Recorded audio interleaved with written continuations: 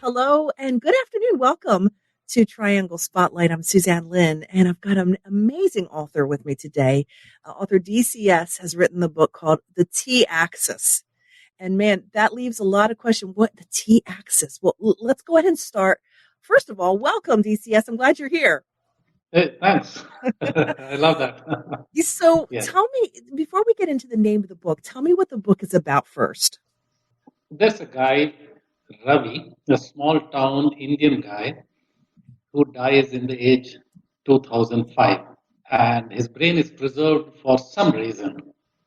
And fast forward to 2100 AD, Murphy, a Caucasian man, he steps into a hospital to archive his memory, To which is archive his memory. archive his memory is the most Okay. normal thing to do at that time. Okay. I Correct. can see that. Yes. Yeah. And the hospital messes it up. His brain is damaged, and they're looking out for another brain. And then they hear about this brain of Ravi in India, which is in a pickle jar for the last 90 years. And they bring that over, put it into him, and here wakes up a new man whom everybody looks at as Murphy. He looks like Murphy, but inside that is a mind of a small town Indian man who has seen the world only until 2005. Which means technology in abundance has Yes. changed. That's a huge change between what he remembers in 2005 and now is 2100. He was a small town man. He is in a big city, and suddenly he sees the way people travel, artificial body parts. There's a lot of things over there. Is about the artificial heart. So somewhere in this century, artificial heart was developed, put into man with a 200-year warranty. So the heart doesn't stop. 200-year warranty. Yes. That's way better than my And tires on my car. yeah, when you put a heart inside a man, you need that kind of reliability. Yeah, that's right. Yeah, and but how does the man die now? And what happens to the population?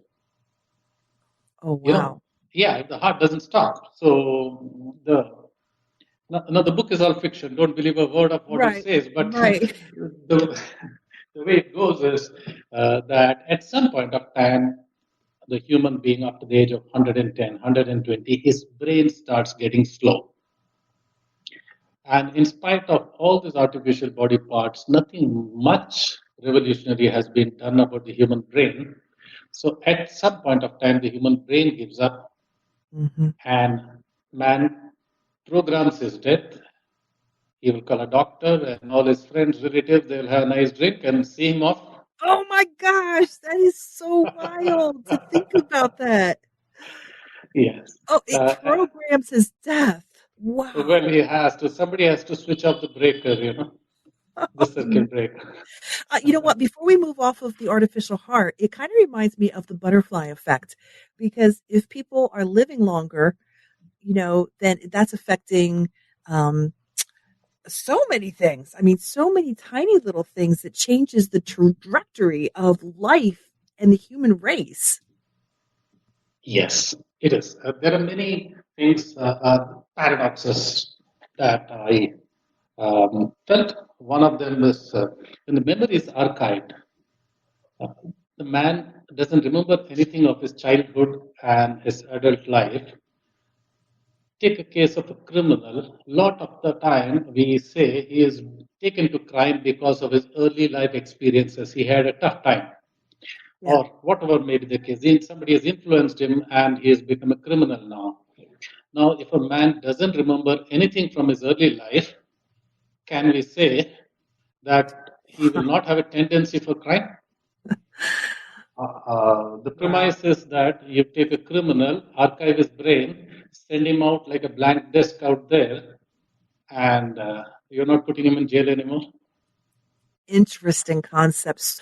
Yeah. You have to be fascinated with a subject like this. I mean, I am in right away with the idea of someone else's brain being in someone else's body. What was your fascination with this subject? Okay, I'm a weird guy. I'm fascinated by some weird things. uh, okay, I'm very much intrigued by the origin of time. When I Mhm. say that, what I mean to say, when I close my eyes and think before I was born, or you go 100 years, 1,000 years, a million years back, at some point of time, the time started. And even before that, the clock was ticking. Sometimes I go into that. It's like a cave. You go into that and you don't know the answers, but it's very intriguing. Or the infinity of space. Mm. It's too much to comprehend. If you We, keep going in one direction, yeah, yeah. Our mind is so where, infinite. where do you end Yeah, up? I mean, you keep going. yeah. That's right. Yes. So I it had this tagline in the book saying that we have five dimensions in this world: X, Y, Z, T, and the human mind. That's the last dimension. You can think uh, infinity. Wow. What kind of education do you have? I mean, where did all this come from? I mean, you're not, I don't want to insult you by saying it, but you do something more than just the average worker, I'm guessing, because you're a very deep thinker and you think about space and time and the what ifs. Yes, Susan, I always believe when I close my eyes, I can see very clearly. That is Wow. the most of my plots they happen in the morning when I have woken up but I have not got up from the bed and Mm. my eyes close. I'm thinking something interesting strikes me. I get up and make a note of that. So that's how these plots come. I'll tell you about a couple of them if you have the time about this book. It could Yeah. Let's go ahead and talk because I'm intrigued by the name of the book, the T Axis. At first, I thought it was about dinosaurs. I don't know, for some reason, the T Axis, it sounds like a dinosaur name. Right. The t-axis is actually, in school you learn x, y, z axis. Any point in space you can define as per the x, y, z axis. Now, when you add the time to that, it's a time axis. So x, y, Ah, z, and t. I So what gotcha. I'm showing what I'm trying to show here is the entire lifespan is just one fraction of an instant when you look at the infinity of time. That explains the T axis. That makes a lot more sense. So much to think about. And we haven't even moved off the heart. Let's talk about the artificial eyes. Yes, artificial eyes. Okay, that's a big world out there in the sense once artificial eyes have come, the the people, I mean, especially perhaps ladies or maybe the men folk, they are changing like they're changing the goggles, the color. You can change Mm-hmm. the color of the eyes, Mm-hmm.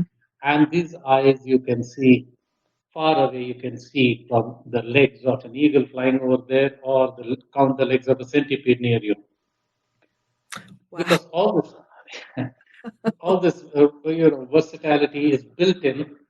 He has night vision. It can switch on infrared at night and see. All this is because it's artificial. That is one. Other thing is you are able to share with the guy sitting next to you what you're seeing. It's like somebody takes over your computer and then he sets it up for you. You're sharing a computer screen. So here is another guy who's sharing what you're seeing. Maybe he's even guiding you where to go because he's seeing exactly what you're seeing. So we're just all one big computer. Yes, and only the human brain which starts slowing down at some point of time. That's the only human part. That's only what makes man human. Otherwise, his liver and kidneys and all of them have been replaced by artificial parts, which are very reliable. So I want to just recap for friends that are just joining us right now. We're talking to DCS about his book that he wrote, The T Axis, which is about a man that gets a different brain put into a different body, basically, and his experiences come from the man from 50 years ago. So um, obviously a lot of changes, but something you just said that what makes someone human is the brain. Mhm. Let me ask you about this. Does the spirit and the soul play into your book at all? No, that No. doesn't. No, I'll tell you why because I can't connect to these things. Okay. In spite of all this fiction, I'm still a man who's ruled by logic. And And the I spirit and the don't. soul, that's untangible. But you can Entirely. replace body parts. Okay, very, very interesting. I'm glad that I asked that. So one of the things you talk about in your book is how travel is going to be different. Let's talk about that. Right. Okay. Long distance travel. I remember coming from Europe to the US, and it can be tiring. Mm-hmm. You're sleeping at a different time, getting up at a different time. So here is the person who's getting up, sitting on a chair that looks like those big fancy barber's chair. Okay, and he's keying in his destination, and this chair, it wheels itself into the car, goes to the nearest terminal, and the barcodes are read like the parcels in a conveyor. You go into the aircraft, the seat clicks into place. You're still sleeping with a blanket over you, and you travel across the continent, get up, and you reach home in the chair, and the chair goes with you. You Wow. don't get up. You don't So stand in immigration. you're still Hmm. physically going, but the process is basically you're asleep and it's being done for you. That's right. But at the same time, there's a lot of use of holograms. Mm. That is, if I do not want to go, I'm sending my holographic image, which is generated far away, which can go and attend a meeting, which can go and give customer service, do a lot of those things. So there's a lot of use. And one interesting thing I want to mention here about a gymnasium. Okay. Ravi steps into a gymnasium, and there is a typically um, what do you call that? I'm just forgetting. Like I'm a sorry. treadmill or that he's on Yes, something. Yeah. that's right. Yeah. Yes, the treadmill. Yes. So when he steps onto that, the nurse who's brought him there tells him you have to exercise. He says, "Why should I exercise? I've got an artificial heart. Why should I do the cardio?" Good question. I like this guy Yeah. more. Yeah. So, anyways, he can't argue much with the nurse, and then he is on the treadmill, and she's, "Where do you want to go?" So he thinks it's a very lame joke because you can keep running for any amount of time on a treadmill, you won't go anywhere. Yeah. But he says, "Okay, I want to go to Madras, Chennai, the Indian city," because he misses home. So immediately, like a jukebox, she keys in some numbers, and the scenery around him changes. The holographic images of the Marina Beach in Chennai comes alive.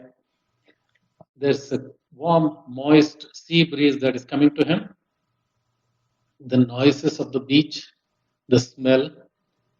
This is created by a guy who explains that in order to experience a place, you should feel the temperature, the noises, the smell, the moisture, and the scenery, all of this. So after this, he can go anytime, take a walk across Hyde Park in London, or he can take a walk in Bombay Marine Drive, anywhere he wants for 10 minutes in the jukebox, and switch it off, come back to the real world. So I realize that this is science fiction. However, there is grains of probability that some of this stuff could happen, and that's what makes this, I don't want to say scary, but especially intriguing. I mean, you're not talking about things that can't possibly happen. Artificial hearts, artificial eyes, memory archiving. I mean, it's a lot to think about. Yes, when you're reading this, it's fiction with a grain of truth. Yes, if I thought any of this was not plausible, I wouldn't write it. That's Really, my own discipline. Yes, I believe somewhere, I can't prove it will happen, but I believe that these things can happen. you have me convinced they can too. Now, you love writing, don't you? You can just feel the Uh, passion and the well, imagination that you have. yes, let me put it very honestly. I'm an imaginator. I am not a writer.